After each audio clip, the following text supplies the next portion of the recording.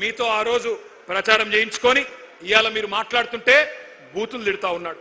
20,000 police ఉద్యోగాలు ఖాళీలున్నాయి, నింపాలి అని చెప్పి మీరందరూ దిల్సుఖ్ నగర్ లో ఆందోళన చేస్తుంటే ఇవాళ రేవంత్ రెడ్డి అంటున్నాడు మీరు ఎండ్రిన్ దాగి సచ్చినా బాయిలో దుంకినా నేను ఇయ్యను గాక ఇయ్యను అంటున్నాడు. నీ అయ్య జాగీరా, నీ అయ్య సొమ్మ, ఎందుకు ఇయ్యవు? కేసీఆర్ గారు 48,000 పోలీసు ఉద్యోగాలు ఇచ్చినప్పుడు ఎందుకు ఇయ్యవు నువ్వు? నీ అయ్య జాగీరా అని నేను అడుగుతా ఉన్నా. ఉద్యోగాలు అడిగితే ఎండ్రిన్ దాగి చావమంటావా? దమ్ముంటే రేవంత్ రెడ్డి సెక్యూరిటీ లేకుండా రేపు విఎం గ్రౌండ్ కు రా పొద్దున. ఎవడు బతకాలో ఎవడు సావాలో ఎవడేందో మా పోలీస్ అభ్యర్థులే తెలుస్తారు.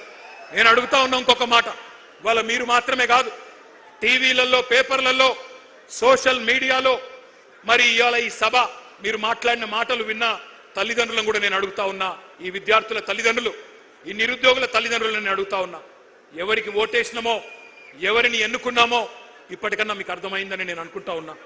మీరు పొలాలకు నీళ్లు అడిగితే కోసి నెత్తురు జల్లుకోండి అంటున్నాడు.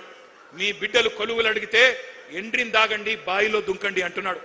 ఎట్లాంటి ఉన్మాద పార్టీకి, ఎంత కావురం, ఎంత అహంకారం తలకెక్కిన దుర్మార్గుడికి మీరు ఓట్లేసినారో ఈ పాటికన్నా మీకు అర్థమైందని నేను అనుకుంటా ఉన్నా. గ్రూప్ 1 మెయిన్స్ కోసం 1:100 పిలుస్తా అని చెప్పిండ్రు. పిలువురా నాయన అంటే మరి మళ్ళీ తలకు మాసిన సన్నాసులు అని తిడతాడు. గ్రూప్ 2 ఉద్యోగాలు 2,000కు పెంచరా నాయన నువ్వే చెప్పినావు అంటే పెయిడ్ ఆర్టిస్టులు అంటాడు, లాగుల తొండలిడిసి పెడతా అంటాడు, శంకినీలను తిడతాడు.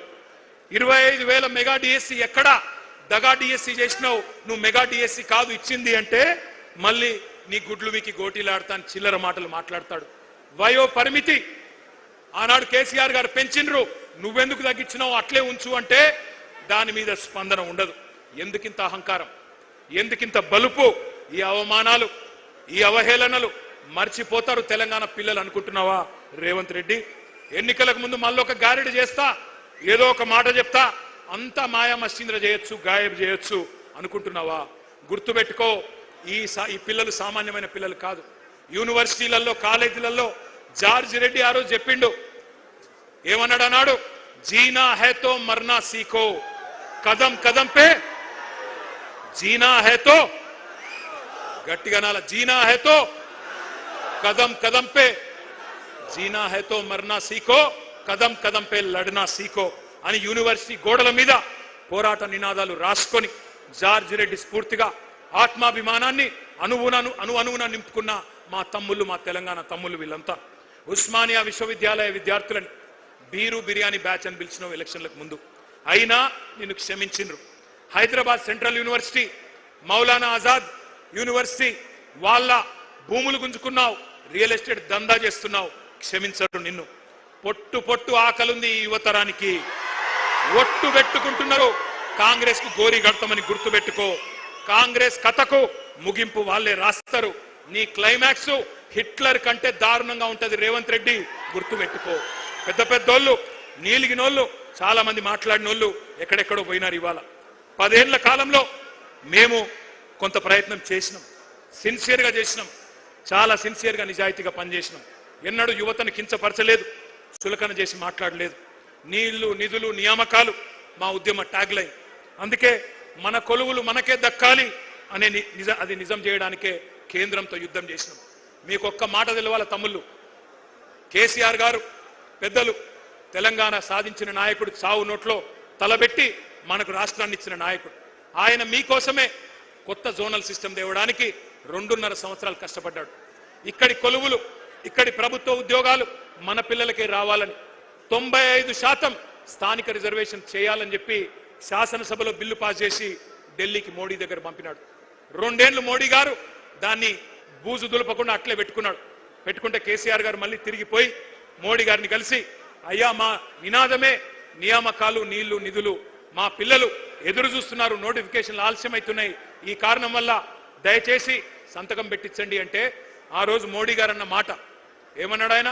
ఏందయ్యా నీది ఏమన్నా ప్రత్యేక దేశం అనుకుంటున్నావా, లేక భారతదేశంలో ఒక రాష్ట్రం అనుకుంటున్నావా? 95% రిజర్వేషన్ లేనిది ఎట్లుంటది అట్లా? దేశంలో ఎక్కడ లేదు ఏ రాష్ట్రంలో అంటే కేసీఆర్ గారు 1.5 గంటల సేపు మొత్తం తెలంగాణ ఉద్యమ చరిత్ర చెప్పిండు. ఎట్లా మన పిల్లలు కొట్లాడి పోరాడి ముల్కీ ఉద్యమం నుంచి గైర్ ముల్కీ ఉద్యమం నుంచి ఇడ్లీ సాంబార్ గోబ్యాక్ ఉద్యమం నుంచి 610 జీవో గిర్గ్లాని కమిషన్ అన్ని కూడా 6 పాయింట్ ఫార్ములా అన్ని చెప్తూ 14F అన్ని చెప్పి ఒప్పించి మెప్పించి చివరికి ఆ రోజు మోడీ గారిని ఒప్పిస్తే 95% స్థానిక రిజర్వేషన్లున్న ఒకే ఒక్క రాష్ట్రం భారతదేశంలో మన తెలంగాణ.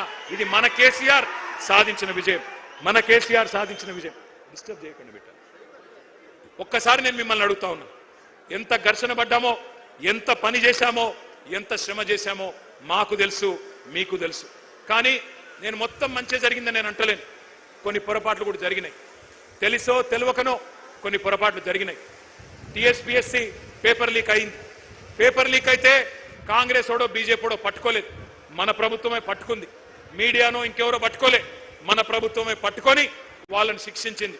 కానీ మీకు కోపం వచ్చింది.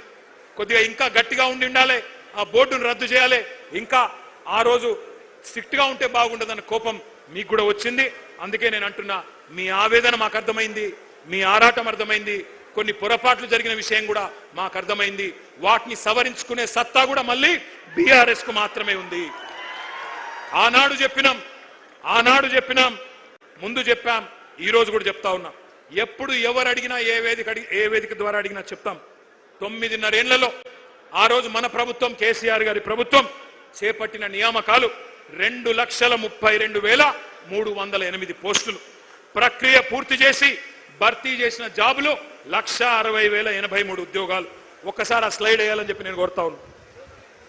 నేను ఇవాళ ఈ వేదికగా ఇవాళ నేను కాంగ్రెస్ ను బీజేపీని కూడా సవాల్ చేస్తా ఉన్నా. భారతదేశంలో ఒక దశాబ్ద కాలంలో కోవిడ్ వచ్చినా అత్యధికంగా ఉద్యోగాలు సృష్టించిన రాష్ట్రం తెలంగాణ. ఇవి గాలికి చెప్పే గణాంకాలు కాదు, కళ్ళబొల్లి కాకి లెక్కలు కాదు. ఎవరైనా ఛాలెంజ్ చేసుకోవచ్చు. కాంగ్రెస్ గనుక ముందుకొచ్చినా, బీజేపీ ముందుకొచ్చినా దీన్ని రుజువు చేసే బాధ్యత మాది. కానీ మేము ఒక చిన్న తప్పు చేసినాం. మేము డబ్బా కొట్టి చెప్పుకోలేదు, సభలు పెట్టి సర్టిఫికెట్లు పంచలేదు, ఫ్రంట్ పేజీలో యాడ్ చేయలేదు. మేము చేసిన తప్పు అది. గోబెల్స్ గోరి నుంచి లేచి వచ్చినట్టు పని కట్టుకొని ప్రాపగాండా చేసినారు. అపనిందలు అబద్ధాలతోని ఒక విద్వేషం మీ మనసు నిండా నూరిపోసినారు. కేసీఆర్ కేటీఆర్ ఉద్యోగాలు ఊడగొడితే మీకు ఉద్యోగాలు వస్తాయని చెప్పి మరి గాంధీ భవన్ లో దూరిన గాడ్ సేల్ రెచ్చగొట్టారు. సరే, ఎన్నికల్లో గెలుపోవటంలో సహజం, మేము ఓడిపోయినాం. కానీ నేను అడుగుతా ఉన్నా, ఇక్కడికి వచ్చిన మీ అందరినీ, వచ్చినాయా మరి ఉద్యోగాలు? 2 లక్షల ఉద్యోగాలు వచ్చినాయా? ఉసిగొల్పిన మేధావులు, నేను వారి పేరు తీసుకోను, ఉసిగొల్పిన మేధావులు వాళ్ళు ఉద్యోగాలు సంపాదించుకున్నారు. ఇప్పుడు ఉలకట్లేదు, పలకట్లేదు, కనీసం మీ వైపు చూడట్లేదు. సామాజిక న్యాయం అని కోతలు కోసిన వాళ్ళు ఇవాళ మరి బహుజన విద్యార్థులకు, ఎస్సీ ఎస్టీ బీసీ విద్యార్థులకు గొంతు కోసే విధంగా జీవో నంబర్ 29 తెస్తే దాని మీద మాట్లాడరు. పోరాటం మళ్ళీ చేస్తున్నది బీఆర్ఎస్ పార్టీ మాత్రమే. జీవో నంబర్ 46 మీద పోరాటం చేస్తున్నది మళ్ళీ మా తమ్ముడు రాకేష్ రెడ్డి నాయకత్వంలో మళ్ళీ మీరు మాత్రమే. అందుకే నేను అంటా ఉన్నా, 1-2 కాదు, ఈ 2.5 సంవత్సరాలలో ఎక్కడ ఎవరికి ఏ అన్యాయం జరిగినా నిలబడ్డది మనం, కలబడ్డది మనం, ప్రభుత్వంతో తలపడ్డది మనం. బడుగు బలహీన వర్గాల విద్యార్థులకు సంబంధించిన ఫీజు రీయింబర్స్మెంట్ ఎలక్షన్లకు ముందు ఏం చెప్పిండు రేవంత్ రెడ్డి? 5 లక్షల విద్యా భరోసా కార్డు ఇస్తా అన్నాడు. ఫీజు రీయింబర్స్మెంట్ అవసరమే లేదు, తల్లిదండ్రులకు బాధనే ఉండదు, 5 లక్షల క్రెడిట్ కార్డు ఇస్తా అన్నాడు. మరి వాళ్ళ నేను అడుగుతా ఉన్నా, వస్తుందా ఫీజు రీయింబర్స్మెంట్? వస్తున్నదా?